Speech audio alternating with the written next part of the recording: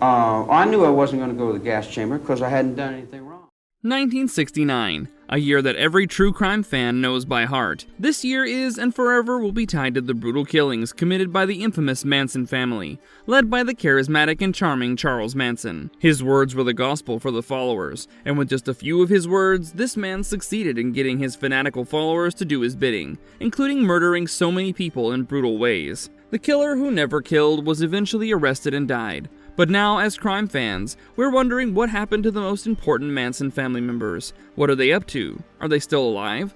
Well, join us as we uncover the lives of these members over the years. Before we go into our explanation, we have a very small request. If you like our content, please support us by subscribing to our channel. This is a small click for you, but for us it means a lot. Thank you. Let's begin. The crime that made the Manson family memorable. Born in 1934, Charles Manson was a troubled young kid.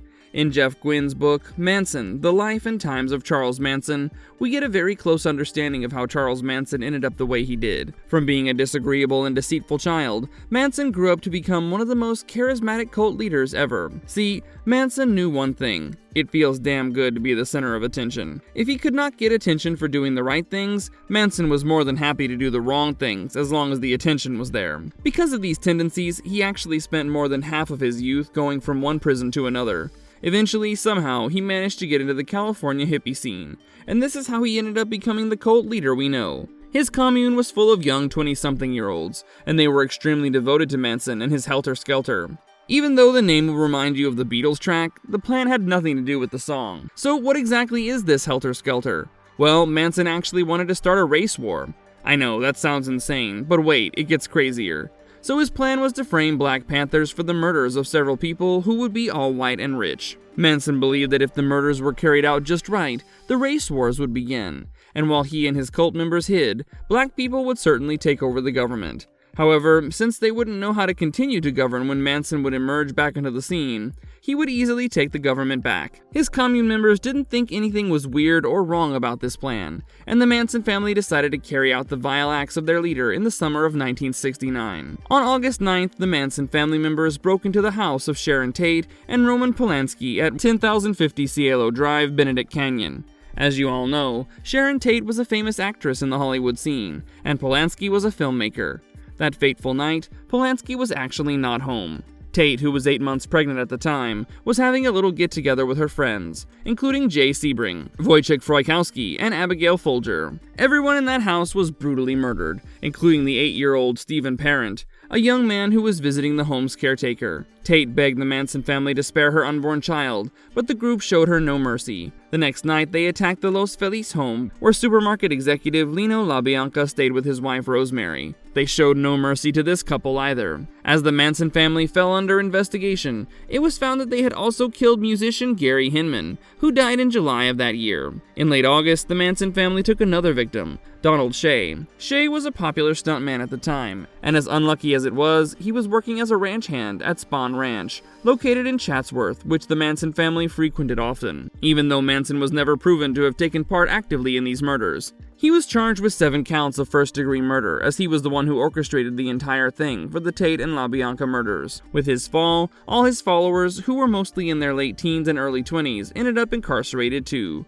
changing the lives of so many in one fell swoop. When it comes to the Manson family, there are a few names that will always inevitably come up, so let's see where these aforementioned family members are now. Patricia Krenwinkel. Out of all the members of the Manson family, Patricia Krenwinkel is the most memorable for the way she laughed after she was given her death sentence with Susan Atkins and Leslie Van Houten. The infamous picture at first glance makes it seem like the 3 girls were just having a blast on a girls' day out, but that couldn't be further from the truth. Patricia grew up as that quiet daughter that every middle-class suburban family has. When she was 19 and living with her sister in Manhattan Beach, she met Manson for the first time. She was smitten with Manson immediately, and soon after bedding him, Patricia became an inseparable part of Manson's commune. In 1969, at the ripe age of 21, Patricia agreed to carry out the words of Manson at the Cielo Drive house. She stabbed Abigail Folger inside the house, and when Abigail managed to run away, Patricia chased her down and stabbed her several times. In the book titled Women Criminals, an encyclopedia of people and issues, Patricia mentioned that she did not feel anything when she killed Abigail. She felt that it was the right thing to do, and she did it without any worry. The next day, Patricia accompanied the group to the LaBianca murders, almost there to show how it's done. She accompanied Watson and Van Houten, and even stabbed Lino LaBianca with a fork. She admitted to writing "death to pigs" on the wall of their house with their blood. In 1979, she got her death sentence, but a year later it was changed to life in prison. She's now held at the California Institution of Women in Chino. She goes by Krenny, and has a bachelor's degree in human services. She's a part of several prison programs, and has renounced Manson. Despite that, Krenwinkel has been denied parole more than 10 times. In 2022, she was granted parole, but in October of the same year, Governor Gavin Newsom objected to that decision. She had her most recent parole hearing in November of 2024. Leslie Van Houten. One of the youngest Manson family members, did not meet Manson until 1968, a year before the Manson family started committing the atrocities. Growing up in a middle-class family, Leslie was 14 when she started doing drugs. She ended up getting pregnant when she was 17, which ended in a forced abortion that affected her relationship with her mother. Despite the drug use and the mental turmoil, Leslie was popular enough to be the homecoming queen in her high school. Soon after, she tried to be a secretary. However, Leslie found herself preferring the hippie lifestyle over everything else. So, at the age of 19, she joined Manson's cult and started taking LSD. She went to the LaBianca residence that fateful night and actively took part in the killing. She held Rosemary down while Watson stabbed her to death, and then Leslie took her turn. In her words, she's the one who inflicted the stab wounds on the victim's body after she died. She was given a death sentence in 1971, but later it was changed to life in prison in 1972. She's a model prisoner at the California Institute for Women in Corona. While there, she got her education in order, getting a bachelor's degree as well as a master's degree. She leads a self-help group for other women in the jail. She's publicly taken responsibility for her actions and role in both the murders, and has renounced Charles Manson. She's been on parole more than 20 times, and in November of 2021, she was recommended to join parole again. This was rejected by Governor Newsom in 2022. However, in July 2023, Leslie was released from prison, allowing her to live out her life in a halfway house. Charles Tex Watson. The title of the most vicious Manson family member will always go to Charles Watson. When Manson came up with the plans, Charles carried them out. He played a huge role in both the Cielo Drive murders and the LaBianca murders. Texas-born Charles worked as a baggage handler for Braniff Airlines. This job gave him free airline tickets, which he used to move to the Los Angeles area in 1967. He was renting a house in Malibu, where one day he picked up a hitchhiker. This hitchhiker was Dennis Wilson, the drummer of the Beach Boys, and it was Wilson who introduced the two to Charles. In 1971, along with his other comrades, Charles got a death sentence, which was changed into a life prison sentence the next year. He's currently an inmate in Mule Creek State Prison in Ione, located near Sacramento. Ever since he got incarcerated, Charles went down a religious path. He converted to Christianity and eventually became an ordained minister in 1981. He got a bachelor's degree in business management and even released an autobiography. He married Kristen Sveig in 1979 and had 4 kids with her with the help of conjugal visits. In the late 1990s, California State got rid of those conjugal visits for prisoners serving life, something Sharon Tate's mother, Doris Tate, was a big advocate of. In the end, Sveig divorced Charles in 2003 on amicable grounds. Funnily enough, while in prison, Charles read his Wikipedia page several times and submitted several appeals to get the right story out. In 2016, Charles was eligible for parole, but he was denied for the 17th time. His lack of remorse and empathy makes him a public safety risk, and that's why he was denied his parole hearing in 2021, making him wait until 2026 for the next one. I learned an awful lot by watching him.